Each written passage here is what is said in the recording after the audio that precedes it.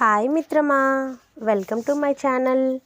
ఈరోజు మన వీడియోలో మీ పిల్లలకు స్నాక్స్ రూపంలో పెట్టడానికి ఈజీగా అయిపోయే బిస్కెట్స్ చేద్దాం.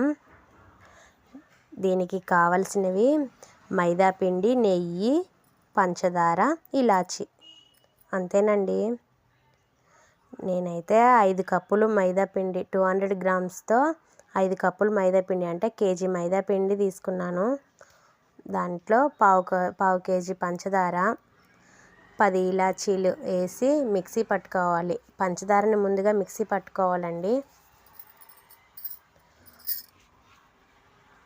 ఆ మిక్సీ పట్టిన పంచదార పొడిని ఈ మైదా పిండిలో కలిపేసి 1/2 చెంచా సాల్ట్ వేసుకోవాలి.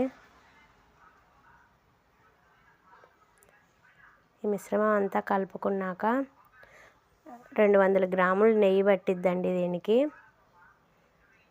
కరగబెట్టిన నెయ్యి అయినా వేసుకోవచ్చు. నేనైతే కరగబెట్టకుండా వేస్తున్నాను. నెయ్యి వేసిన తర్వాత బాగా కలపండి. కలిపితే మనకి చేతిలోకి అలా ముద్దలా రావాలండి.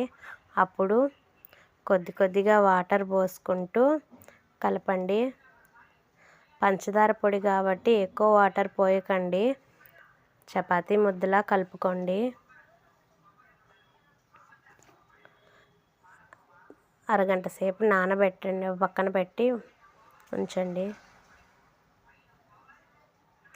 తర్వాత 2 చపాతీలకు సరిపడా ముద్దను తీసుకొని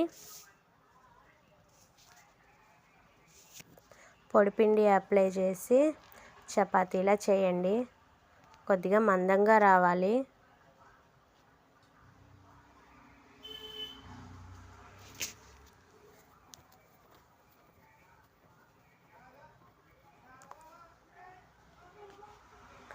సైడ్లు కట్ చేసి నేనైతే బాక్స్ టైప్ కట్ చేస్తున్నానండి.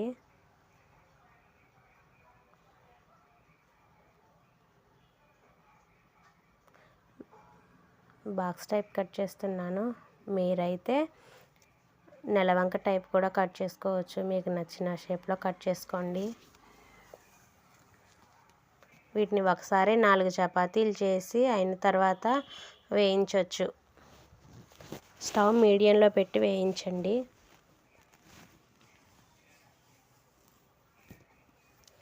అంతేనండి, ఈజీగా అయిపోతుంది. చాలా క్రిస్పీగా ఉంటాయండి. మీరు కూడా ట్రై చేయండి. కొలతలు మాత్రం మర్చిపోకండి. 2 కప్పుల మైదా పిండి అయితే 1/2 కప్పు పంచదార, పావు కప్పు నెయ్యి పడుతుంది.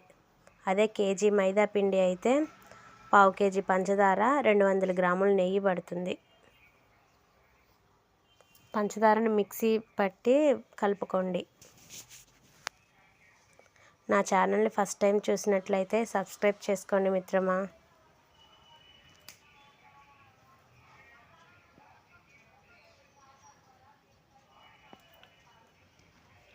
నా వీడియో మీకు నచ్చినట్లయితే ఒక లైక్ కొట్టండి.